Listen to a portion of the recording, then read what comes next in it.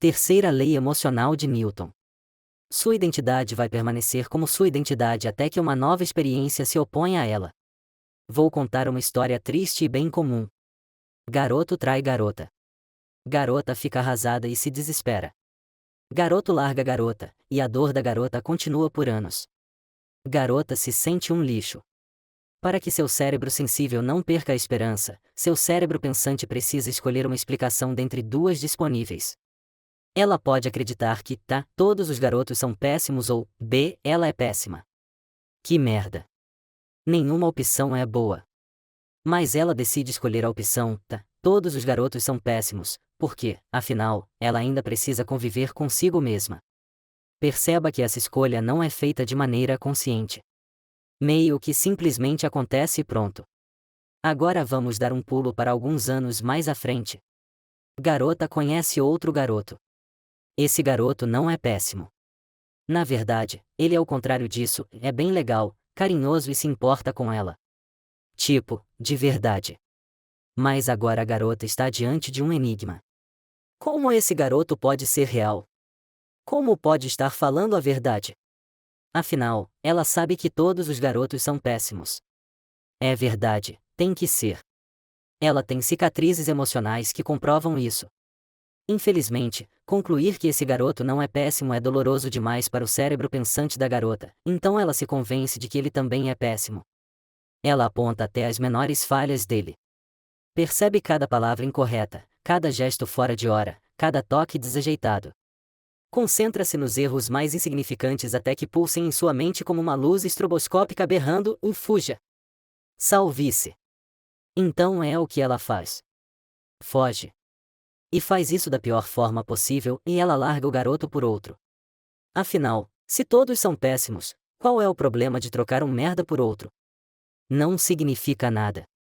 Garoto fica de coração partido e se desespera. A dor permanece por anos e se transforma em vergonha. Essa vergonha o coloca em uma posição difícil. Porque agora o seu cérebro pensante precisa decidir, ou, todas as garotas são péssimas ou, b, ele é péssimo. A identidade e as histórias que nos definem.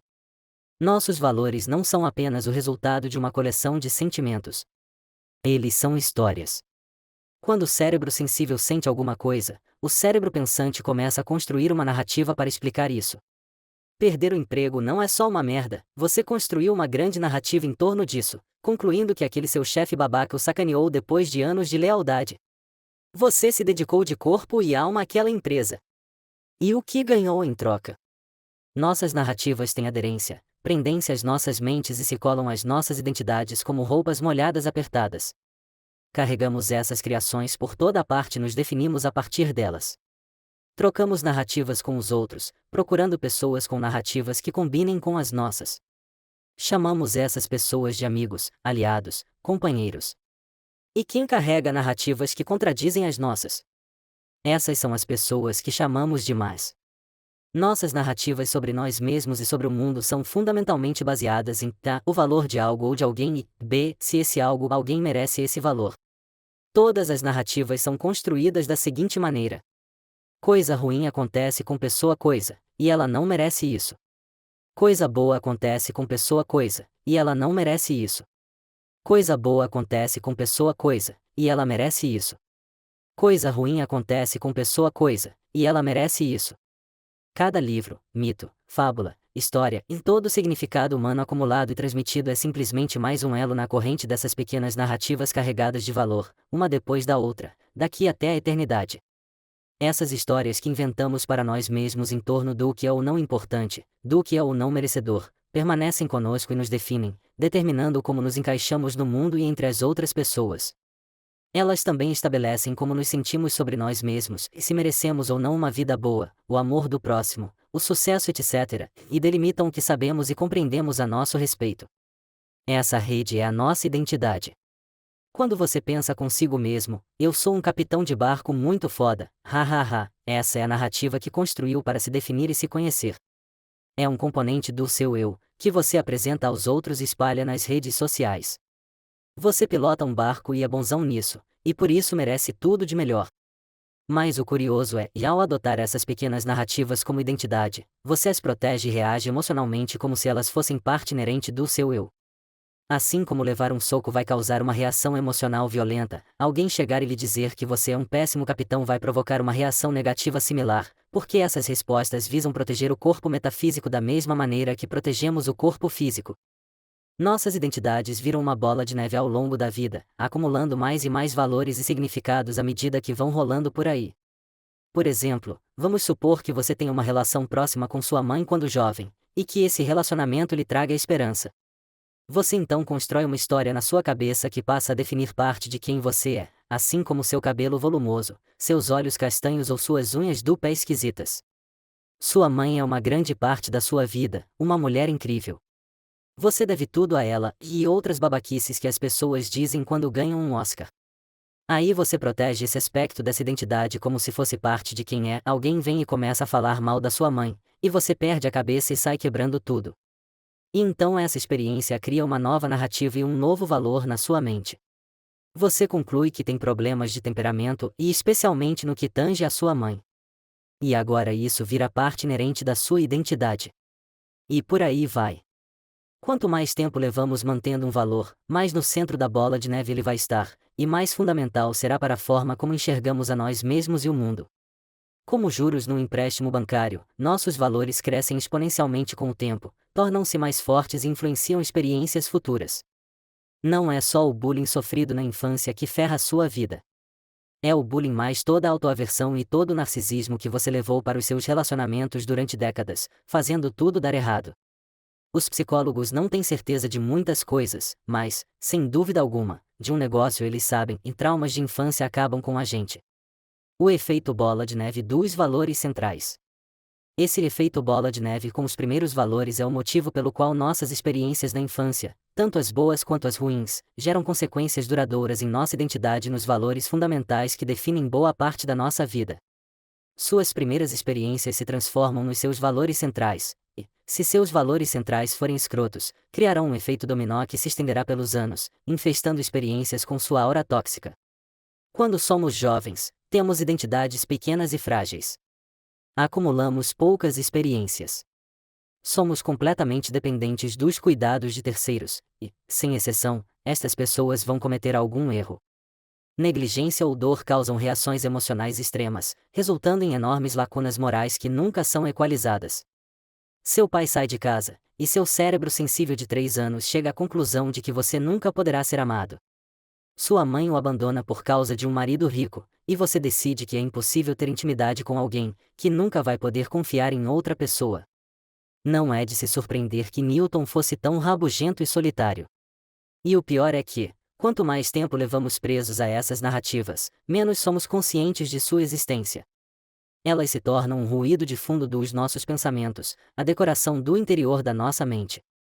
Apesar de serem arbitrárias e completamente inventadas, elas parecem não só naturais como inevitáveis. Os valores que acumulamos durante a vida se cristalizam, sedimentando a nossa personalidade. A única forma de mudar nossos valores é ter experiências contrárias. E qualquer tentativa de se livrar deles por meio de experiências novas ou contraditórias inevitavelmente causará dor e desconforto. É por isso que não existe mudança sem dor, crescimento sem desconforto. Isso explica por que é impossível se tornar alguém novo sem antes sofrer a perda da pessoa que você era. Quando perdemos nossos valores, lamentamos a morte dessas narrativas definidoras como se estivéssemos perdendo parte de quem somos, e porque, de fato, perdemos. Sofremos como sofreríamos pela perda de um ente querido, de um emprego, de uma casa, de uma comunidade, de uma crença espiritual ou de uma amizade. Tudo isso é parte fundamental e definidora do seu eu, e, quando isso é arrancado, a esperança que essas coisas traziam para a sua vida também se perde, deixando exposto, mais uma vez, à verdade desconfortável. 2 maneiras de se curar.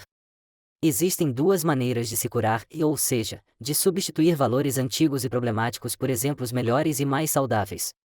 A primeira é reexaminar as experiências do passado e reescrever as narrativas em torno delas.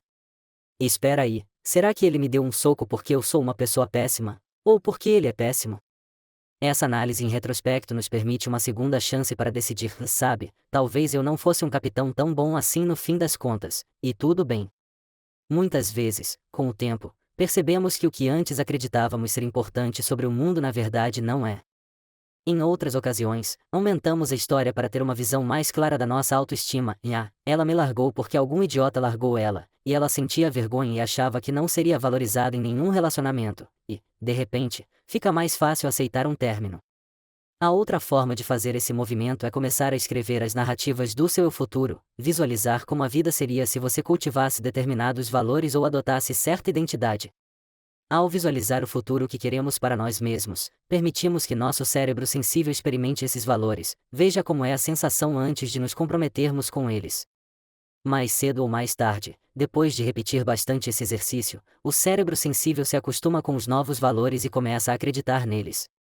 A dificuldade da mudança. Esse tipo de projeção futura em geral é ensinada da pior forma possível. Imagine que você é podre de rico e tem uma frota de iates. Um dia isso vai virar realidade. Infelizmente, visualizações como essa não estão substituindo um valor atual nocivo, materialismo, por outro melhor, mas apenas masturbando seu valor atual. A mudança verdadeira teria que partir da imagem de como seria não querer mais iates, para começo de conversa. Uma visualização produtiva deve ser um pouco desconfortável. Deve ser desafiadora, difícil de conceber. Caso contrário, significa que nada está mudando. O cérebro sensível não sabe a diferença entre passado, presente e futuro, essa é a área do cérebro pensante. E uma das estratégias que o cérebro pensante usa para indicar ao cérebro sensível o caminho certo a tomar é fazer perguntas que comecem com "e se?". E se você odiasse barcos, e em vez disso passasse o tempo ajudando crianças com deficiência? E se você não tivesse que provar nada às pessoas para que elas gostassem de você? E se a falta de tempo das pessoas tiver mais a ver com a vida delas do que com você? Outras vezes, você pode simplesmente contar histórias ao cérebro sensível que não sejam necessariamente verdadeiras, mas que pareçam ser.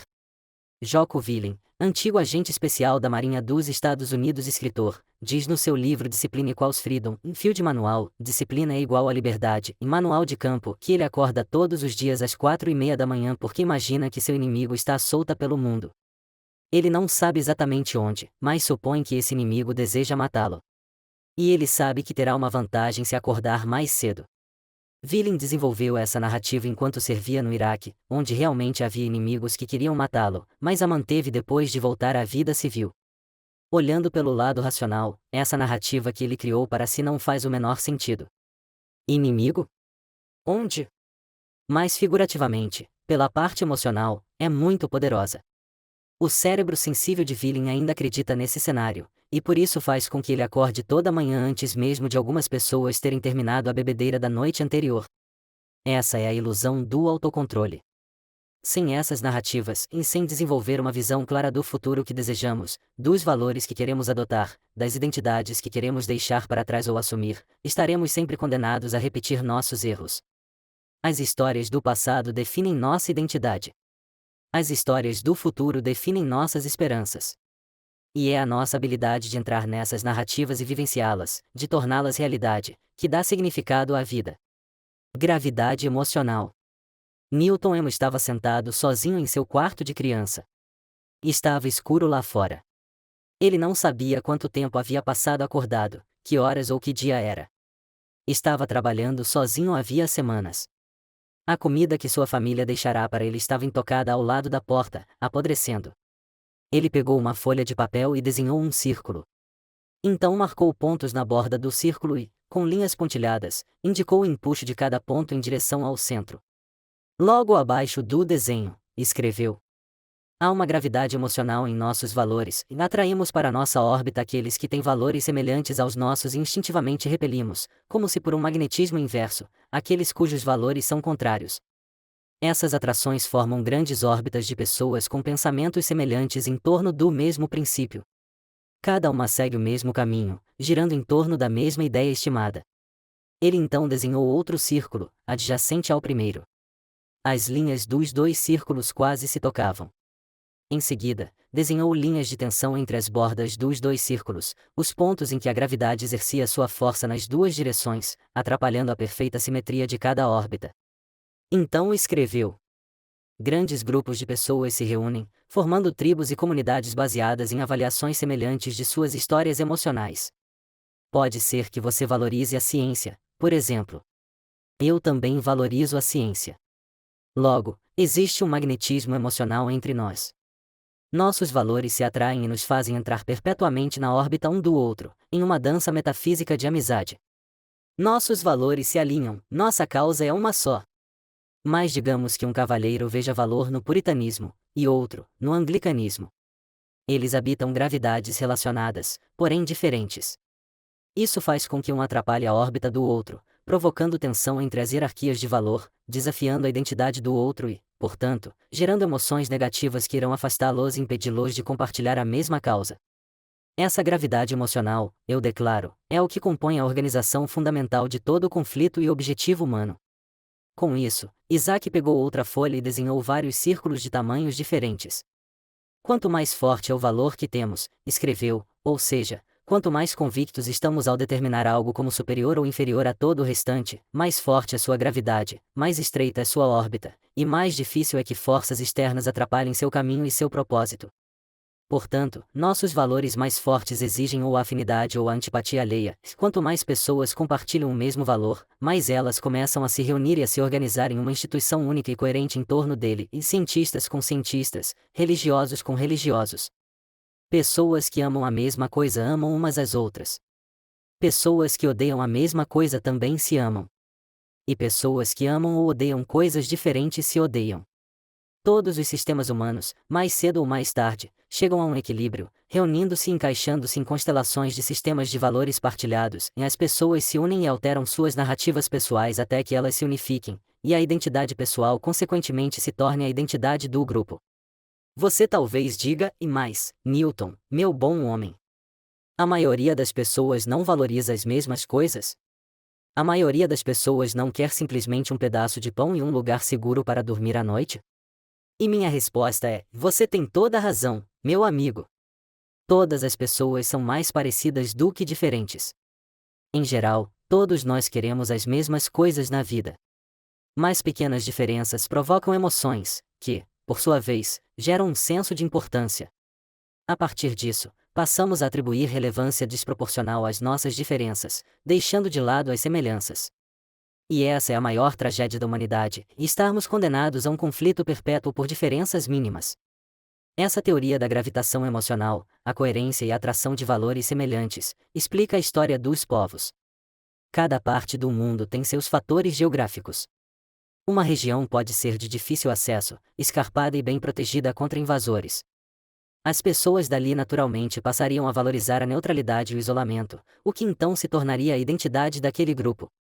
Outra região talvez tenha comida e vinho em abundância, e os habitantes dali valorizariam a hospitalidade, as festas e a família. Isso também se tornaria a sua identidade. Outra região pode ser árida e difícil de se viver, mas com uma paisagem aberta e uma vista que a conecte a muitas terras distantes, o que faria seus habitantes valorizarem a autoridade, liderança militar e domínio absoluto. Isso também é a identidade deles. E assim como o indivíduo protege sua identidade através de crenças, racionalizações e preconceitos, da mesma maneira comunidades, tribos e nações protegem as delas.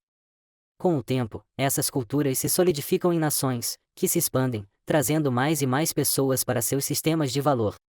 Em algum momento, essas nações entrarão em contato, e seus valores contraditórios irão colidir. A maioria das pessoas não dá mais valor a si do que aos valores de sua cultura ou grupo. Logo, muitas estão dispostas a morrer por seus valores mais importantes, pela família, pelos entes queridos, pela nação, pelo Deus em que acreditam. E como estão dispostas a morrer por isso, essas colisões culturais inevitavelmente resultam em guerras. A guerra não passa de um teste de esperança.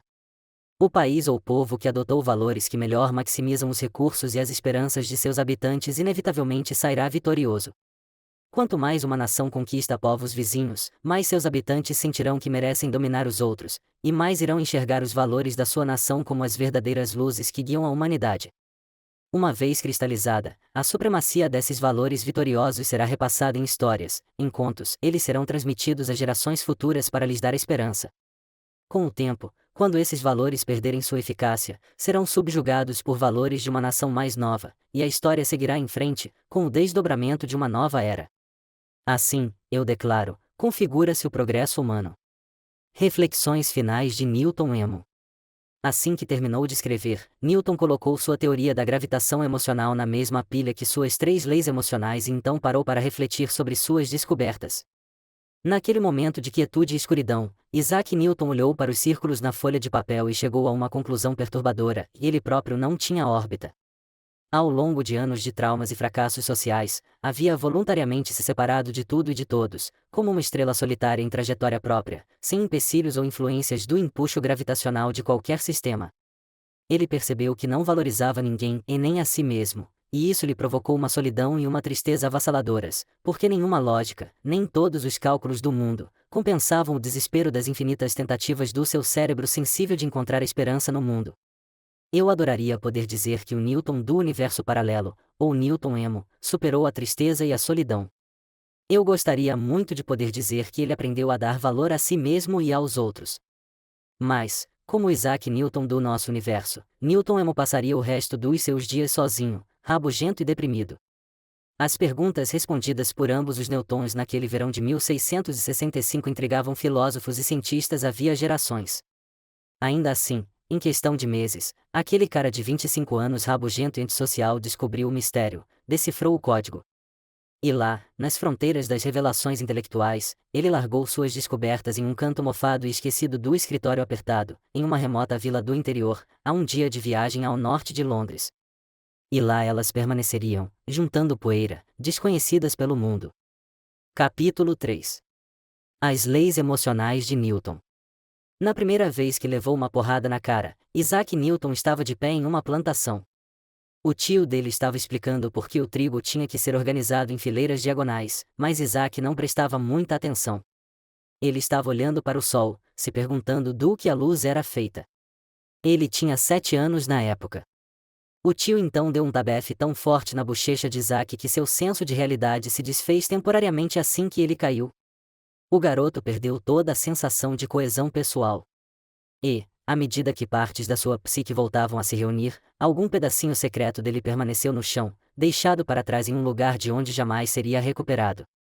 O pai de Isaac morreu antes de ele nascer, e a mãe o abandonou quando ainda era pequeno para se casar com um velho rico do vilarejo vizinho.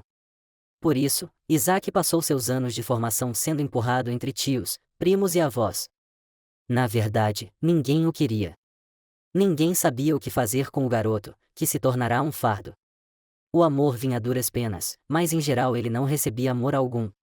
O tio de Isaac era um bêbado sem instrução, mas sabia contar as fileiras plantadas nos campos.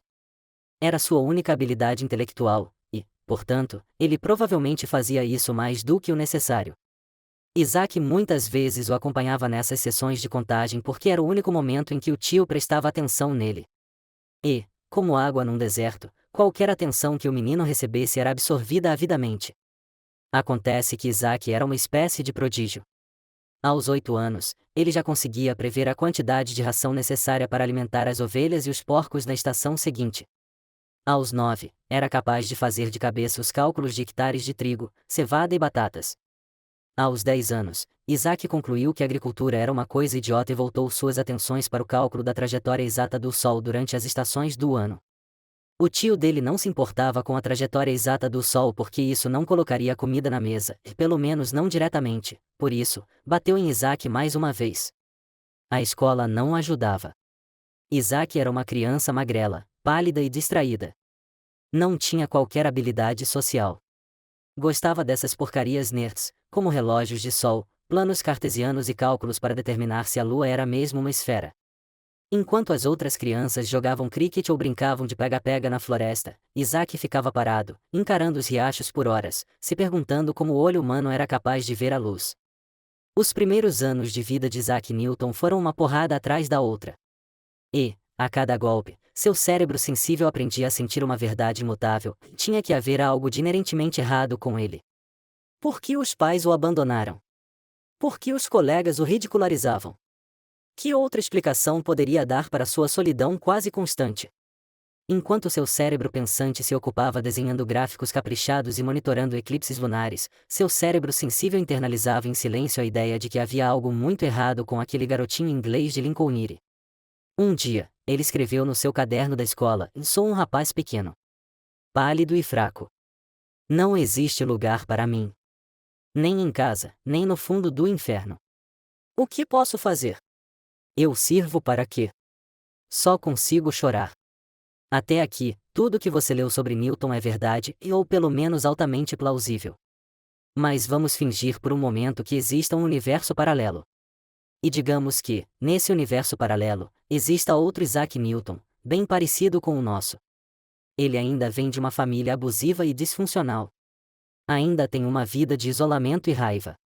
Ainda calcula e mensura de forma prodigiosa tudo o que encontra pela frente. Mas digamos que, em vez de medir e calcular obsessivamente o mundo externo, físico, esse Newton do universo paralelo decide direcionar sua obsessão para medir e calcular o mundo interior, psicológico, o mundo da mente e do coração humano. Isso não é tão difícil de imaginar, pois vítimas de abuso muitas vezes são grandes observadoras da natureza humana. Para pessoas como eu ou você, observar os outros pode ser uma atividade divertida para se fazer num domingo qualquer no parque. Mas, para quem sofre abusos, é uma estratégia de sobrevivência. Para essas pessoas, a violência pode surgir a qualquer momento, e por isso elas desenvolvem um senso de observação agudo, quase sobre-humano, para se proteger. Um tom de voz mais alterado, uma sobrancelha arqueada, a profundidade de um suspiro, tudo isso pode disparar seus alarmes internos. Então, vamos imaginar que esse Newton do universo paralelo, esse Newton emo, tenha voltado sua obsessão às pessoas ao redor. Ele fazia anotações, catalogando todos os comportamentos observáveis dos colegas e familiares. Anotava sem parar, documentando cada ação, cada palavra. Encheu centenas de páginas com observações sem importância sobre o tipo de coisa que as pessoas nem percebem que fazem. O Newton emo torcia para que, se cálculos pudessem ser usados para prever e controlar o mundo natural, como as formas e configurações do Sol, da Lua e das estrelas, então também deveriam ser capazes de prever e controlar o mundo interior, emocional. Com suas observações, o Newton emo descobriu algo doloroso que todos nós meio que já sabemos, mas que poucos querem admitir, que todas as pessoas mentem. É um hábito nosso mentir constantemente. Mentimos tanto sobre coisas importantes quanto fúteis. E, em geral, não fazemos isso por malícia, e na verdade, mentimos para os outros porque temos o hábito de mentir para nós mesmos. Newton percebeu que a luz se refratava no coração das pessoas de formas que elas pareciam não perceber, que as pessoas diziam amar aqueles que, pelo visto, odiavam, que declaravam acreditar em algo enquanto agiam de outra forma, que se imaginavam corretas embora cometessem atos de grande desonestidade e crueldade. Ainda assim, na própria mente, elas de alguma forma acreditavam que suas ações eram consistentes e verdadeiras. Ele concluiu que não deveria confiar em ninguém. Nunca. E calculou que sua dor era inversamente proporcional ao quadrado da distância entre ele e o mundo. Portanto, ele se mantinha à margem, sem entrar na órbita de ninguém, afastando-se da atração gravitacional de qualquer outro coração. Ele não tinha amigos, na verdade, não queria amigos. Isaac compreendeu que o mundo era um lugar sombrio e miserável, e o único valor na sua vida patética era a habilidade de documentar e calcular essa miséria. Apesar de tanta rabugice, não faltava ambição a Newton. Ele queria saber a trajetória do coração humano, a velocidade de sua dor. Queria saber a força dos seus valores e a massa de suas esperanças. Mais importante, ele queria entender as relações entre todos esses elementos. Então decidiu escrever as 3 leis emocionais de Newton. Primeira lei emocional de Newton. Para cada ação há uma reação emocional oposta e de igual intensidade. Imagine que eu lhe desse um soco na cara. Sem motivo. Sem justificativa. Só pela violência pura e simples. Sua resposta instintiva seria algum tipo de retaliação. Poderia ser física, retribuindo o soco. Poderia ser verbal, me xingando com todo tipo de palavrão. Ou sua retaliação poderia ser social, chamando a polícia ou alguma outra autoridade que tivesse o poder de me punir por ter atacado você. Independentemente de qual fosse a sua escolha, você sentiria uma onda de emoções negativas dirigidas a mim, e com razão, porque eu claramente sou uma péssima pessoa. Afinal, a ideia de que eu possa lhe infligir dor sem qualquer justificativa, sem que você mereça, provoca uma sensação de injustiça. Um tipo de lacuna moral se abre entre a gente e a sensação de que um de nós está inerentemente correto, e o outro não passa de um merdinha. A dor cria lacunas morais, e não só entre pessoas. Se um cachorro morde você, seu instinto é puni-lo. Se você bate com o dedinho na quina da mesa, o que faz? Grita com a porcaria da mesa. Se sua casa é derrubada por uma tempestade, você é dominado pela tristeza e fica furioso com Deus, com o universo, com a vida. Todos esses são exemplos de lacunas morais. São a sensação de que algo de errado aconteceu, e você, ou alguém, merece ser recompensado. Sempre que há dor, cria-se um senso inerente de superioridade e inferioridade. E sempre há dor. Quando confrontados com lacunas morais, nós desenvolvemos emoções esmagadoras em direção à equalização, ou seja, um retorno à equidade moral. Esse desejo ganha a forma de merecimento. Como lhe dei um soco, você sente que eu mereço levar um também, ou ser punido de alguma forma. Essa sensação, de eu merecer sentir dor, vai fazer com que você tenha emoções fortes em relação a mim, provavelmente, raiva. Você também terá emoções fortes a partir da conclusão de que não merecia levar um soco, que não fez nada de errado, e que merecia ser mais bem tratado por mim e por todas as outras pessoas ao redor. Esses sentimentos podem assumir a forma de tristeza, autopiedade ou confusão. Todo esse conceito de merecer algo é um juízo de valor que fazemos ao encararmos uma lacuna moral. Concluímos que uma coisa é melhor do que outra, que alguma pessoa é mais correta ou justa que outra, que um acontecimento é menos vantajoso que outro. Lacunas morais são onde se criam nossos valores. Agora, vamos fingir que eu peça desculpas pelo soco. Eu digo, putz, cara, aquilo foi muito injusto e, nossa, perdi totalmente a linha. Isso nunca mais vai acontecer, é sério. E, para demonstrar meu profundo arrependimento, toma, fiz esse bolo para você. Ah, e fique com esses $100. Divirta-se. Vamos fingir também que isso esteja de bom tamanho para você. Você aceita minhas desculpas, meu bolo e os $100 e realmente sente que ficou tudo bem. Agora estamos equalizados. A lacuna moral entre nós sumiu. Você foi compensado e talvez até diga que estamos quites, ninguém é melhor ou pior do que o outro, ninguém merece tratamento melhor ou pior. Estamos operando no mesmo plano moral. Essa equalização restaura a esperança. Significa que não há nada necessariamente errado com você ou com o mundo, que você pode seguir em frente com uma sensação de autocontrole, $100 e um bolo delicioso. Vamos imaginar outro cenário. Agora, em vez de dar um soco em você, digamos que eu tenha lhe dado uma casa de presente. Sim, leitor, eu acabei de comprar a porra de uma casa para você. Isso vai abrir outra lacuna moral entre nós.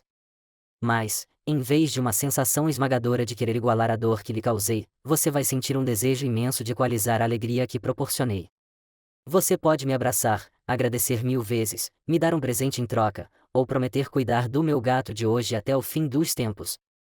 Segunda lei emocional de Newton. Nossa autoestima é igual à soma das nossas emoções ao longo do tempo. Voltemos ao exemplo do soco, só que, desta vez, vamos fingir que eu existo em um campo de força mágico que me protege de qualquer consequência. Você não pode me bater de volta. Não pode falar nada para mim. Não pode nem mesmo dizer algo a meu respeito para outras pessoas. Sou intocável e um babaca onipotente, onisciente e horrível. A primeira lei emocional de Newton estabelece que, quando alguém, ou algo, nos causa dor, uma lacuna moral se abre, e o cérebro sensível evoca emoções ruins para nos motivar a equalizar a situação. Mas e se essa equalização não acontecer? E se alguém, ou algo, nos faz mal, mas não temos como retaliar ou nos reconciliar com aquilo? E se formos impotentes, incapazes de tomar qualquer medida para equalizar ou resolver as coisas? E se meu campo de força for simplesmente forte demais para você ultrapassar? Quando persistem por tempo suficiente, as lacunas morais acabam sendo normalizadas. Elas se tornam a expectativa padrão, estabilizando-se em nossa hierarquia de valores.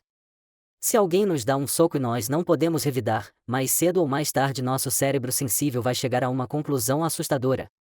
A gente merecia levar aquele soco. Afinal, a gente conseguiria equalizar as coisas se não merecesse, certo? O fato de que não conseguimos igualar a situação significa que deve haver algo inerentemente inferior em nós ou algo inerentemente superior na pessoa que nos bateu. Isso também faz parte da nossa resposta de esperança. Porque, se a equalização parece impossível, o cérebro sensível chega à segunda melhor estratégia disponível: desistir, aceitar a derrota e julgar-se inferior. Quando alguém nos maltrata, nossa reação imediata em geral é: e ele é um idiota e eu estou certo. Mas se não somos capazes de equalizar e agir de acordo com esse princípio, nosso cérebro sensível vai acreditar na única explicação alternativa possível: eu sou um idiota e ele está certo. Essa desistência diante de lacunas morais reincidentes é parte fundamental da natureza do cérebro sensível.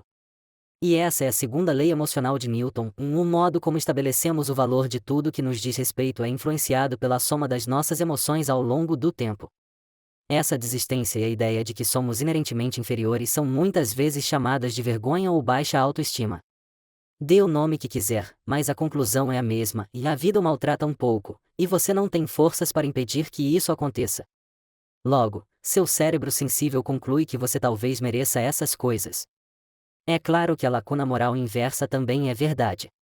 Se recebemos uma porção de coisas sem merecer, troféus de participação e medalhas de ouro pelo nono lugar, acabamos com a crença, falsa, de que somos inerentemente superiores ao que somos de verdade.